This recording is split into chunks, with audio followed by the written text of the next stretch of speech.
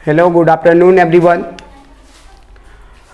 जैसे कि आज नागेंद्र आई ट्विटर पे आज हम लोग इंग्लिश क्लास करेंगे। देखिए, सबसे पहले हम लोग ये समझेंगे कि हमें इंग्लिश पढ़ना क्यों ज़रूरी है। रीज़न इस बात की है कि जब हम इंग्लिश नहीं जानते हैं या फिर इंग्लिश नहीं पढ़े होते हैं इससे पहले कभी भी, तो हमें थोड़ी सी परेशानियां झेलनी पड़ती है या परेशानियां फेस करनी पड़ती हैं। क्या होता है कि अगर हमने कभी भी इंग्लिश नहीं पढ़ा, जब हम बाहर जाते हैं तो कहीं ना कहीं हमें इन परेशानियों का सामना करना पड़ता है। और भारत आप जानते हैं कि अनेक भाषाओं का देश है। जैसे आप अगर उत्तर बिहार के या फिर भारत के उत्तर साइड में रहने वाले हैं तो आपको अच्छे से पता होगा कि आप हिंदी बोलते हैं। और जब हम यही अपना प्लेस चेंज करते हैं, जब हम साउथ में जाते हैं तो वहाँ पे अलग अलग भाषाएं की सामना करनी पड़ती है, जैसे तेलुगु, तमिल, कन्नड़, मलयालम। तो ये भाषाएं हमें आती नहीं है, ये थोड़ी हमें टफ लगती है, क्या कठिन लगती है। तो इस वजह से क्या होता है कि एक इंग्लिश लैंग्वेज जो है एक कॉमन लैंग्वेज माना जाता है, जो हर जगह वैल्यूएबल होता है, मतलब और हर जगह मान्य होता है। कहीं भी लोग थोड़ी बड़ी इंग्लिश जानते हैं जिससे आपकी भाषाओं को समझ जाएंगे, आपको आपकी ज़रूरत की चीज़ें आपको मिल जाएगी।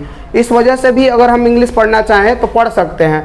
नहीं तो या तो हम 9th-10th के स्टूडेंट हैं तो आप 9th-10th के स्टूडेंट भी इंग्लिश पढ़ सकते हैं, क्योंकि उनके लिए भी ज़रूरी है। आगे चल के अगर आपको किसी भी प्रकार का, जैसे कि आपको इंटरमीडिएट में इंग्लिश पढ़ना ही पढ़ना पड़ेगा, अगर आपको चल के हो ना हो आपको इंग्लिश मीडियम लेना पड़ा अगर इंटरमीडिएट में, तो भी आपको इंग्लिश पढ़ना पड़ेगा। वैसे तो इंग्लिश पढ़ना ही है इंटर में जाके, अगर आप साइंस लेते हैं तो। और दूसरी इंपॉर्टेंट बात, देखिए, खासकर सबसे बड़ी बात है कि हम लोग कभी ना कभी कोई चीज़ करते हैं तो हमें लास्ट में क्या होता है, हम भले ही 9th पढ़ लेते हैं, 10th पढ़ लेते हैं और इंटर पढ़ लेते हैं, लेकिन बाद में ग्रेजुएशन के बाद हम क्या करते हैं, अपने जीवन या अपने बनाने के लिए जीवन को हम किसी न किसी चीज़ की तैयारी करते हैं, या तो फिर कंपटीशन की तैयारी करें किसी भी प्रकार की, या फिर बीटेक की या टेक्निकल कोर्स की, तो उसमें भी हमें इंग्लिश की ज़रूरत पड़ती है। तो हम लोग सबसे ज़्यादा फोकस करेंगे, ठीक है, एक गवर्नमेंट जॉब में जैसे आपका एसएससी हो गया, रेलवे हो गया और बैंक हो गया। इन तीनों में, जैसे ये रेलवे में तो इंग्लिश नहीं पूछता, लेकिन ये बैंक हो गया आपका और एसएससी हो गया, इन दोनों में इंग्लिश मस्ट है। आप जानते हैं कि बिना इंग्लिश के हम ना बैंक का एग्ज़ाम क्लियर कर सकते हैं और ना एसएससी का एग्ज़ाम क्लियर कर सकते हैं। तो इसको जानने के लिए हमें इंग्लिश पढ़ना पड़ेगा। बैंक का एग्ज़ाम क्लियर करने के लिए, एसएससी का एग्ज़ाम क्लियर करने के लिए हमें इंग्लिश पढ़ना पड़ेगा। सबसे पहले देखिए, होता क्या है कि लोग डरते हैं इस बात से कि हमें इंग्लिश आती नहीं है, ठीक है। इंग्लिश ऐसा कुछ भी नहीं है जो आपको दिक्कत पैदा करेगा। दिक्कत क्या है कि आपने कभी उस भाषा से अपना ताल्लुकात बनाया नहीं है। जैसे आप स्टार्ट से ही हिंदी बोलते आ रहे हैं तो आपको हिंदी अच्छे से बोलनी आती है, हिंदी अच्छे से लिख लेते हैं। उसी प्रकार इंग्लिश भी एक प्रकार का लैंग्वेज है। अगर आप चाहेंगे तो इंग्लिश भी बोलना सीख जाएंगे, इंग्लिश लिखना सीख जाएंगे, ठीक है। इंग्लिश का एग्ज़ाम क्रैक कर लेंगे, जो भी एग्ज़ाम, जैसे एसएससी हो, बैंक हो, ठीक है, आप अच्छे से अच्छे पोस्ट पा सकते हैं। तो चलिए हम इंग्लिश की शुरुआत करते हैं। सबसे पहले देखिए, होता क्या है इंग्लिश में, हम लोग एकदम स्टार्ट से पढ़ेंगे। इंग्लिश में क्या होता है, सबसे पहला इंग्लिश, जैसे हम लोग हिंदी बोलने के लिए हिंदी वर्णमाला का प्रयोग करते हैं, क ख ग घ, ठीक है, उसी प्रकार इंग्लिश में एक इंग्लिश अल्फ़ाबेट होता है।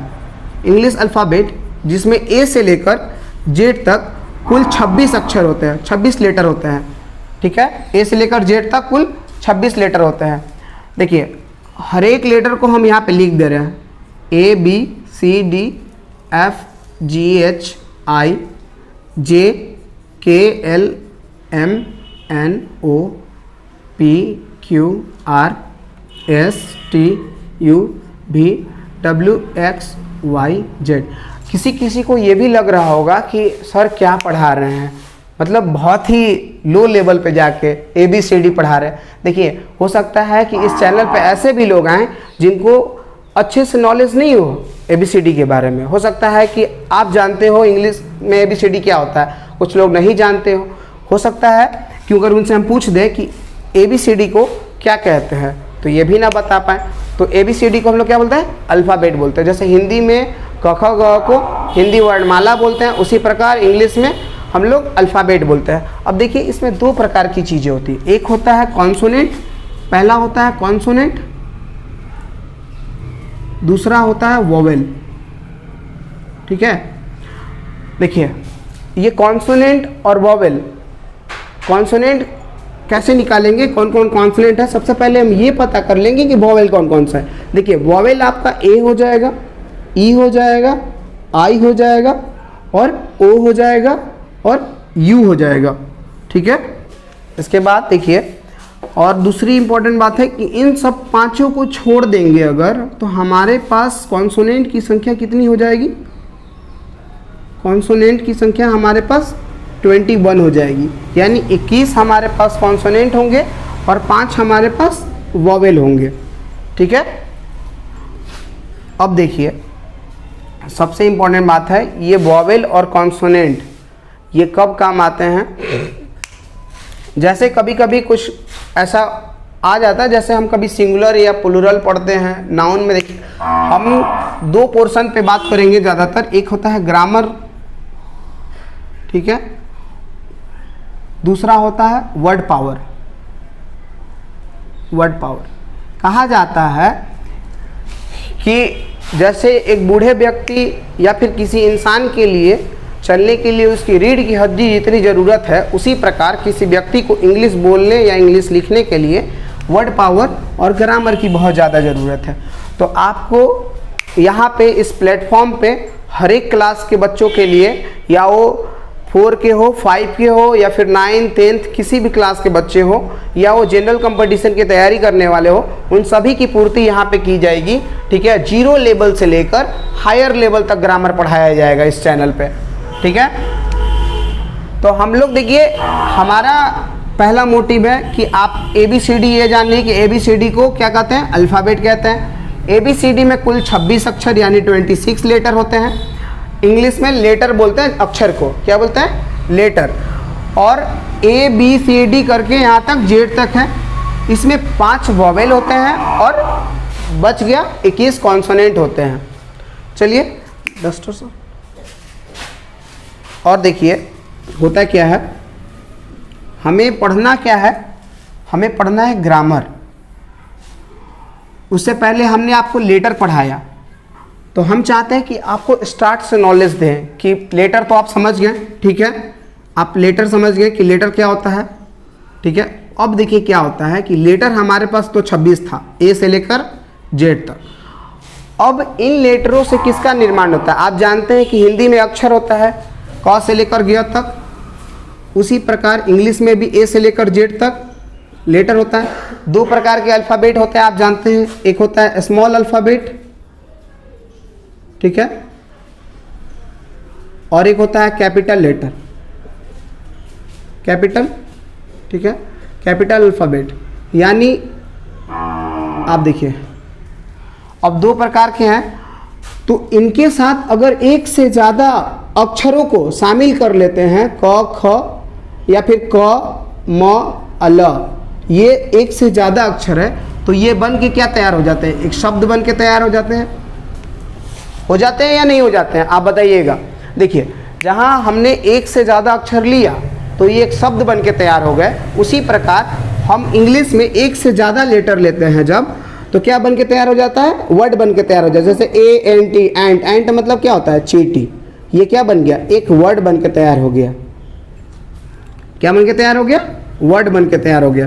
तो ठीक इसी प्रकार कहने का अर्थ है कि जब 1 and more than 2 letters then formed a word, तो एक वर्ड का निर्माण करते हैं।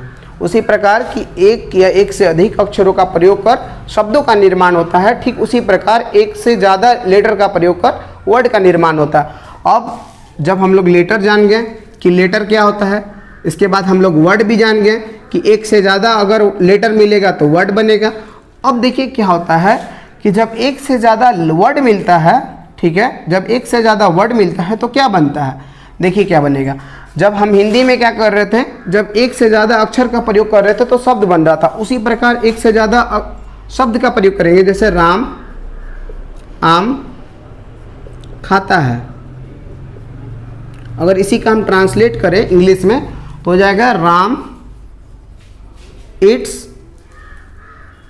It's mango. मतलब कि जब एक से ज़्यादा शब्दों का प्रयोग किए तो क्या बना, वाक्य बना। और वाक्य को इंग्लिश में क्या बोलते हैं, सेंटेंस। उसी प्रकार इंग्लिश में एक से ज़्यादा वर्ड का हम प्रयोग किए तो क्या बन के तैयार हुआ, एक सेंटेंस बन के तैयार हुआ। तो आप 3 बातें यहाँ पे सीखे। सबसे पहली बात कि इंग्लिश में अल्फ़ाबेट किसको कहते हैं, ठीक है। दूसरी बात कि हर एक टोटल 26 लेटर होते हैं और लेटरों के मिलने से क्या बनता है, वर्ड बनता है। और वर्ड के मिलने से क्या बनता है, सेंटेंस बनता है। तो यहाँ पे हमने 3 बातें की, एक लेटर की, एक वर्ड की और एक सेंटेंस की।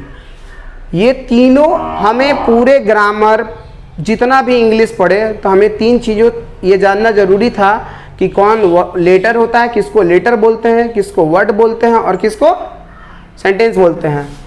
चलिए उसी प्रकार हम आगे की ओर बढ़ते हैं। हमें आशा है कि आप लोगों को समझ में आया होगा। अगर नहीं समझ में आया होगा तो आप वीडियो को एक बार पॉज करके दोबारा से उसे देख सकते हैं। हालांकि ये इतना भारी नहीं था या समझ में ना आए, हमने जितना भी सरल भाषा का प्रयोग करने की कोशिश की है हमने किया है। हो सकता है कि आपको अगर कठिनाई हो समझने में तो दोबारा से इस वीडियो को देख लेंगे। चलिए आगे बढ़ते हैं। हम आते हैं इसके बाद ग्रामर के पोर्शन पे। क्या होता है, देखिए ग्रामर में हमने अभी लेटर का बात किया, वर्ड का बात किया और सेंटेंस का बात किया। इन्हीं तीनों चीज़ों का प्रयोग होगा यहाँ पे। सबसे पहले देखिए ग्रामर को हिंदी में हम लोग क्या बोलते हैं, व्याकरण बोलते हैं।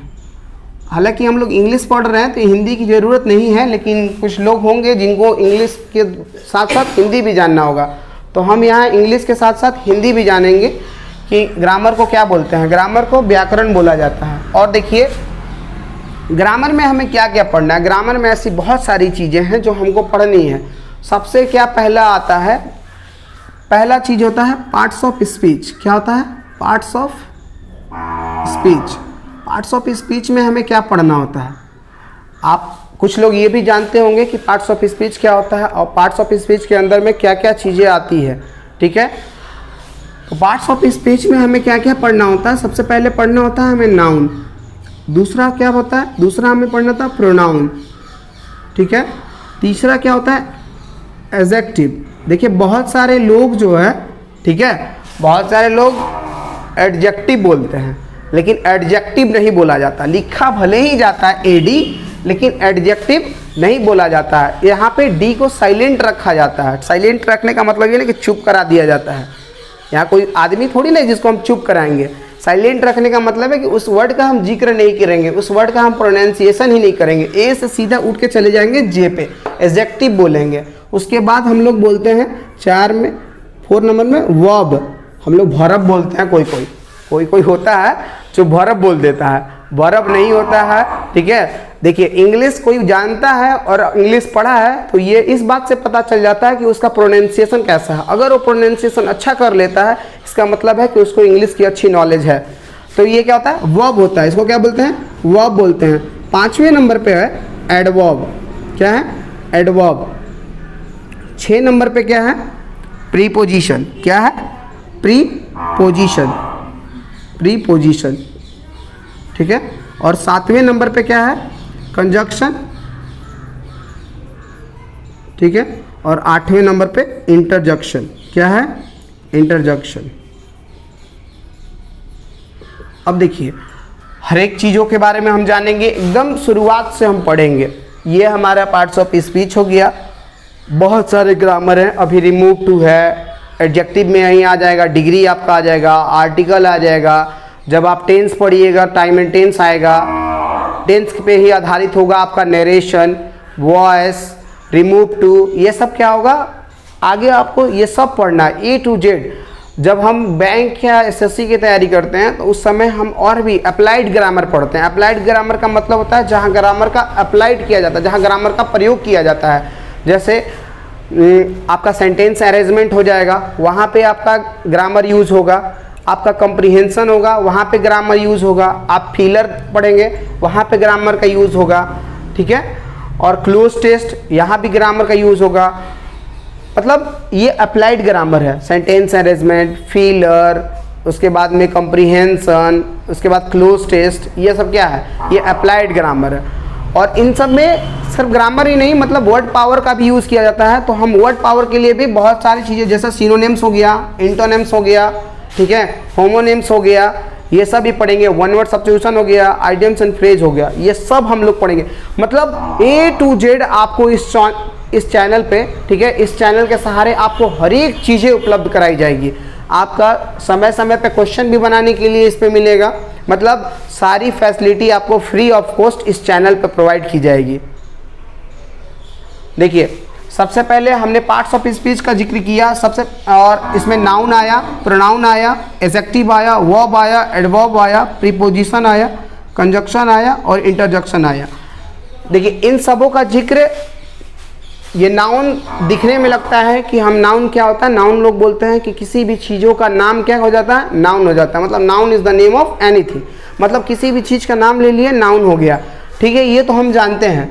लेकिन बाद में जब ये नाउन का प्रयोग किया जाता है तो हमें उस वक्त नहीं पता चलता है ये शब्द नाउन भी है या नहीं है, तो बहुत ज़्यादा कन्फ्यूज़न होता है। नाउन को हम पूरे डिटेल में पढ़ेंगे, एकदम 0 लेवल से लेकर एकदम हायर लेवल तक। तब तक के लिए आपको समझ में आ गया होगा कि हमें किस तरीके से धीरे धीरे आगे बढ़ना और ग्रामर को जानना है। थैंक यू एवरीवन, और हो सके तो इस चैनल को आप ज़्यादा से ज़्यादा सब्सक्राइब कीजिए, ठीक है। Thank you very much.